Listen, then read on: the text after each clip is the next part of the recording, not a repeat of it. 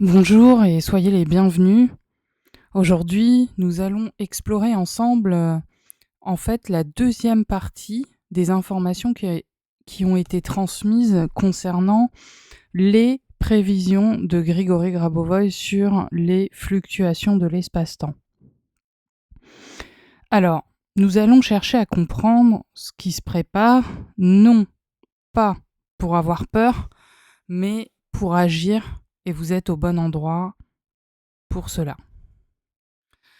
Commençons tout d'abord par une distinction fondamentale lorsque nous parlons de prévision.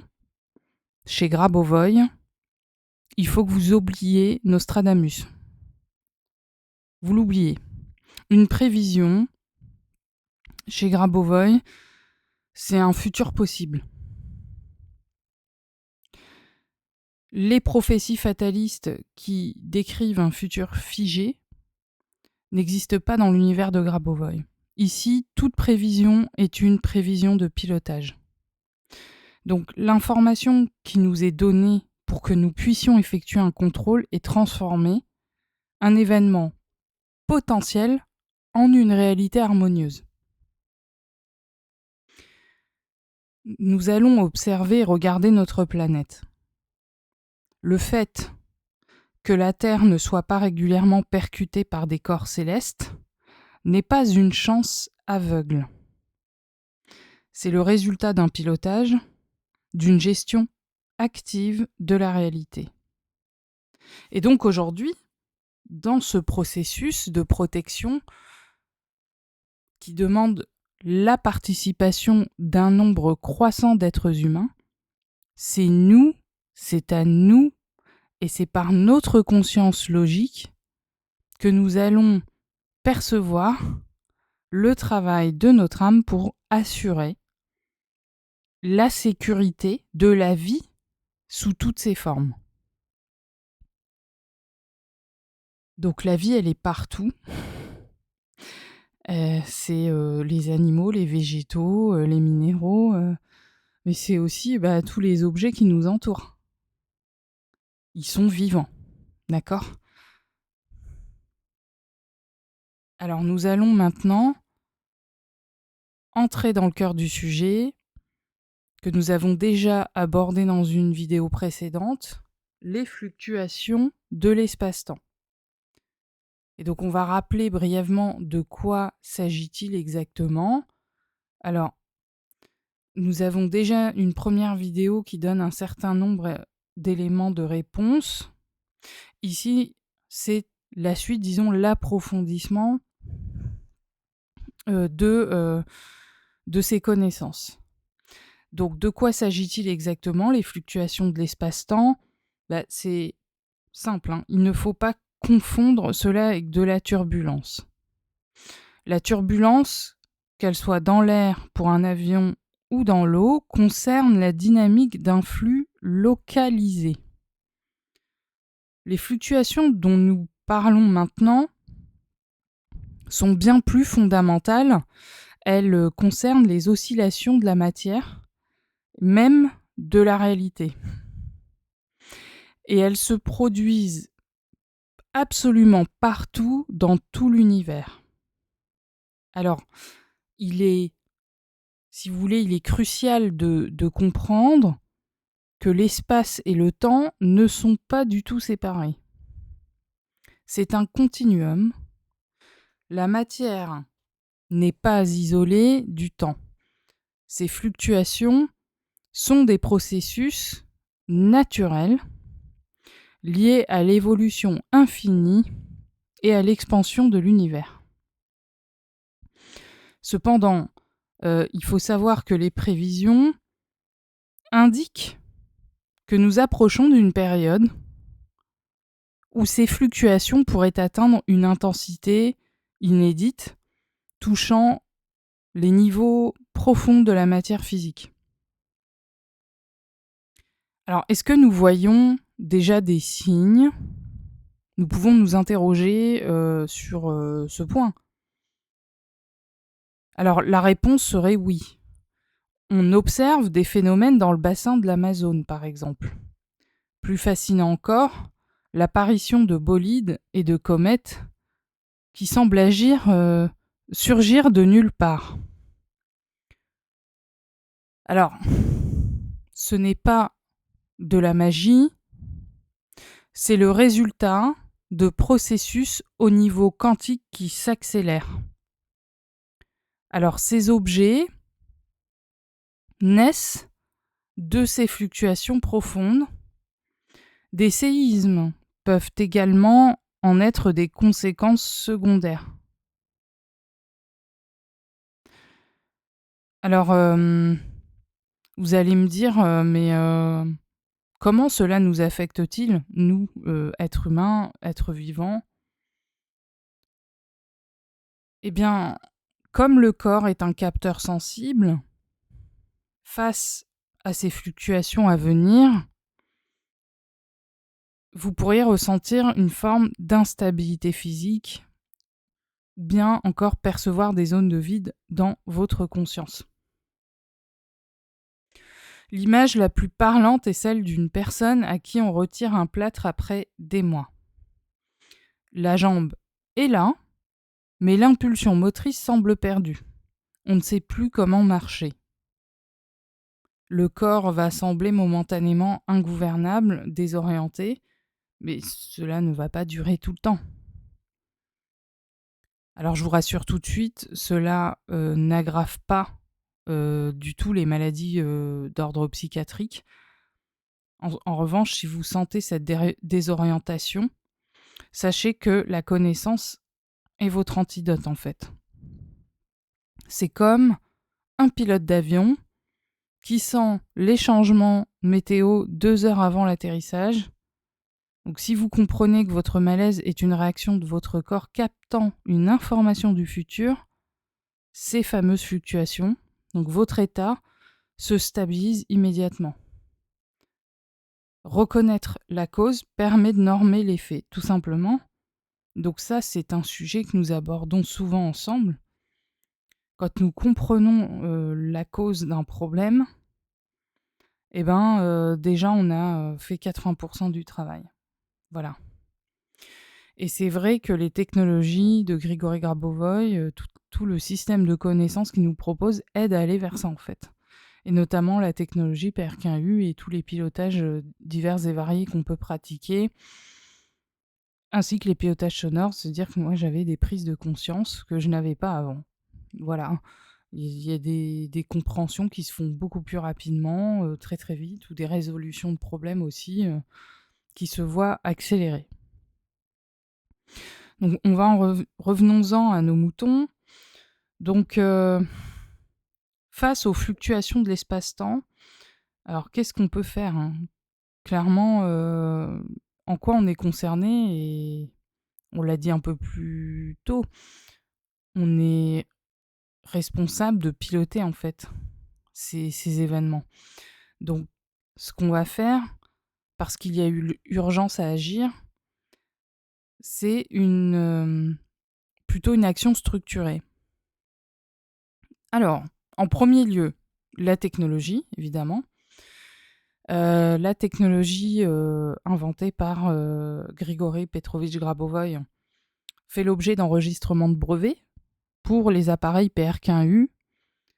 Donc ça a été une course contre la montre quand même pour ancrer cette protection avant que les événements ne s'intensifient. Parce que donc ces brevets, bien que terrestres, sont des événements objectifs qui s'inscrivent dans la conscience collective. Donc vous voyez, le brevet, il est déposé. Quand on dépose des témoignages, quand on ancre la réalité de résultats qu'on obtient, aussi infime soit-il, on modifie petit à petit la conscience collective qui exerce une pression sur notre conscience individuelle à réussir à surmonter un certain nombre de pilotages, d'accord ? Donc, vous voyez, un être comme le Christ, il a dépassé la conscience collective. Voilà, il n'est pas le seul, mais bon, compte tenu du nombre relativement important de miracles qu'il a pu faire pendant son vivant et sûrement encore après, clairement, il dépassait la conscience collective. Ça veut dire que la conscience collective n'exerçait pas de pression sur lui, il pouvait vraiment accomplir les miracles. Donc, miracle, c'est ce qui contrevient à la norme de la conscience collective. La conscience collective, c'est un peu comme une norme statistique. Dire que si on est, je sais pas, une majeure partie de gens à penser que l'herbe est verte, ben, elle va être verte. D'accord. Voilà. Et donc, cette conscience collective dans laquelle on inscrit ces choses, ces brevets, nous relie au processus universel. Donc, vous voyez en quoi la documentation, finalement, est très importante. Alors, en second lieu, nous allons avoir des méthodes de pilotage relativement précises et il va s'agir de connecter notre conscience au rayonnement fossile, c'est-à-dire le fond cosmologique. Donc, c'est la lumière initiale de la création de l'univers, en fait. Donc, en nous reliant à cette origine, nous participons à la formation du monde au-delà du moment où notre propre âme a été créée. Par Dieu, évidemment, pour ceux qui se posent la question. Donc, il existe une technologie très simple. Oui, parce que les concentrations de Grabovoi, ce sont des technologies. D'accord ? Alors, vous allez imaginer que vous observez une feuille, alors non pas à l'œil nu, mais en pénétrant sa structure atomique et moléculaire. Et donc, lorsque vous allez entrer dans ce micro-niveau, votre conscience accède à une macro-réalité universelle. De là, vous pouvez ressortir n'importe où dans le monde physique pour apporter un signal de restauration à une personne ou à vous-même. C'est cela, apprendre à piloter la macro-réalité dynamique. Alors, vous vous demandez peut-être, est-ce que cela va vraiment arriver ? La réponse est oui. Ce n'est pas une probabilité, c'est une période qui va se produire. L'univers est en constante expansion. Mais vous allez me dire, quand cela arrivera-t-il ? Cela dépendra de nous. Pour celui qui ne va pas se préparer, l'événement semblera imminent et brutal. Et puis, pour ceux qui vont travailler leur conscience et leur corps, cela passera presque inaperçu. Faut-il prévenir les gouvernements, nos proches ? Oui, évidemment. Mais avec éthique et délicatesse plutôt. Alors, soyons lucides. À ce jour, il n'existe pas d'autres moyens de protection réelle à l'échelle mondiale en dehors de ces enseignements. Et ça, j'en suis convaincue à je sais pas combien de milliers de pourcents.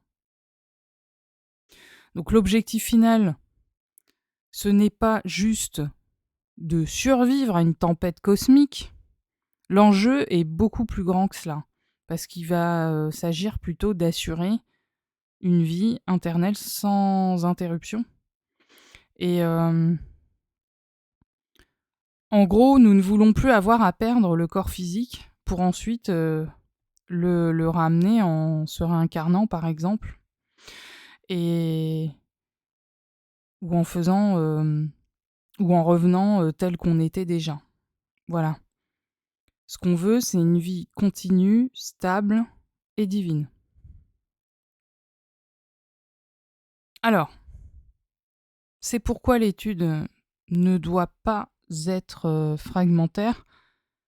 Piocher une citation ici et là ne suffit pas pour résoudre cela. Donc, il faut entrer dans le système complet de l'enseignement. Et donc, pour cela, le conférencier avait annoncé qu'il y avait en 2026 des séminaires qui allaient se concentrer spécifiquement sur le développement de la mémoire pour assurer la survie notamment. Donc, pour ceux qui l'ont pas remarqué, j'ai un pilotage sonore qui permet d'améliorer la mémoire et l'apprentissage notamment. Parce que c'est vrai que Grégory Grabovoy, c'est assez dense, enfin, faut pouvoir encaisser. Donc, mais c'est sûr qu'avec le soutien de la technologie, je pense que l'apprentissage est beaucoup plus facilité, si vous voulez. Voilà. Donc, on augmente nos capacités d'apprentissage au fur et à mesure. Et donc, pour résumer, donc, il faut renforcer l'autonomie de notre corps physique maintenant. Donc, c'est pas à peine d'attendre, faut y aller. Et c'est pas juste pour régler un petit bobo, en fait, faut le faire de manière générale parce qu'on est à des millions d'années-lumière de savoir comment notre corps doit être selon la norme divine. On ne sait pas encore, en fait. On est des êtres humains à un stade d'évolution qui fait que on est tel qu'on est maintenant. Mais si vous regardez il y a 1000 ans ou il y a 2000 ans, notre corps était un peu différent et ainsi de suite. Donc, en apprenant à gérer donc, ces fameuses fluctuations, on ne fait pas que se protéger, on aide aussi l'univers entier à évoluer harmonieusement. Donc, voilà. Et donc, voilà, d'où les inventions de Grégory Grabovoy avec le PRQ-1U et les différents PRQ-1U qui travaillent différents niveaux de conscience. Donc, actuellement, il en existe 3. Le PRQ-1U, le PRQ-1UM, qui agit plus dans la matière, et le PRQ-1UG, qui est gravitationnel. Et donc, je vous ai fait part d'une expérience au sujet du pilotage sur les diodes et photodiodes du PRQ-1UG, du pilotage sonore qui m'a permis de restituer exactement les mêmes sensations que lors du test en live. Voilà, donc je pense que c'est un premier aperçu de comment notre corps va être, c'est-à-dire que notre corps va être plus léger. Et, je vous dis pas que vous allez vous peser juste après et que ça va changer votre poids, non. Mais il y a, ça sera un peu long de tout expliquer en long et en large. Mais le corps, hein, c'est un petit peu comme l'univers en fait. Voilà. Si vous tirez avec une mitraillette dans l'espace, vous allez atteindre personne en fait. Notre corps, il est censé devenir comme ça en fait. Absolument inattaquable, monolithique, indestructible et complètement voilà, éternel quoi. Voilà. Et nous le sommes déjà en fait. Seul truc, c'est qu'à chaque fois qu'on abandonne notre corps physique pour en reprendre un autre quelque part ou dans une autre famille, on doit tout recommencer. Et entre-temps, on perd plein de connaissances, plein de choses. Donc, c'est pas le bon plan. C'est comme si on vous disait, voilà, tu redoubles ta classe de CP 100 fois. Et après, tu pourras passer en CE1. Là, le but, c'est d'éviter de redoubler et de continuer d'avancer, d'évoluer. Voilà, sur ce, je vous remercie pour votre attention. Et puis, continuez d'évoluer, travaillez sur votre corps physique, développez vos capacités parapsychiques aussi, parce que ça, c'est vraiment important pour voir venir les choses et pouvoir réaiguiller constamment votre présent en fonction de ce que vous percevez. Donc voilà, travaillez tous les axes, parce que le corps physique, c'est une structure spirituelle. Voilà, c'est une structure spirituelle à lui tout seul. Et donc le corps physique, si vous voulez, il a des structures de pilotage. Dans chacune des moindres parcelles de son corps, il y a des structures de pilotage. Donc, quand vous travaillez même vos capacités parapsychiques, vous travaillez... il faut travailler aussi pour normaliser certaines parties du corps, même si vous n'avez pas de problème spécifique. C'est vrai qu'on a toujours tendance à penser qu'il faut agir sur un problème. Oui, c'est sûr qu'en priorité, il faut travailler ce qui est dur. Mais ça ne veut pas dire qu'on n'a pas besoin de travailler d'autres choses. D'accord ? Voilà. Les genoux sont des structures de pilotage. Par exemple, le petit doigt, la plante du pied, enfin, voilà. Donc, moi, je vous invite à me laisser en commentaire un petit peu les sujets que vous souhaiteriez évoquer. Et notamment pour les retours, les témoignages, parce que je vous l'ai dit dans l'autre vidéo, des fois je sais plus par quel bout commencer, même si logiquement j'ai les capacités de savoir sur quel sujet je dois insister. Mais là, c'est pas trop, j'ai pas trop envie de raisonner comme ça. Voilà, si vous êtes curieux de savoir quelles expériences ont été vécues sur certains pilotages, je vous invite à dire en commentaire, hem, quel pilotage sonore vous souhaiteriez, mieux connaître et me dire, bah, voilà, tout simplement ça pour qu'ensuite je puisse vous faire, un feedback en fonction des éléments que j'ai. Voilà. Je vous souhaite un merveilleux week-end, je vous embrasse très fort, à très bientôt.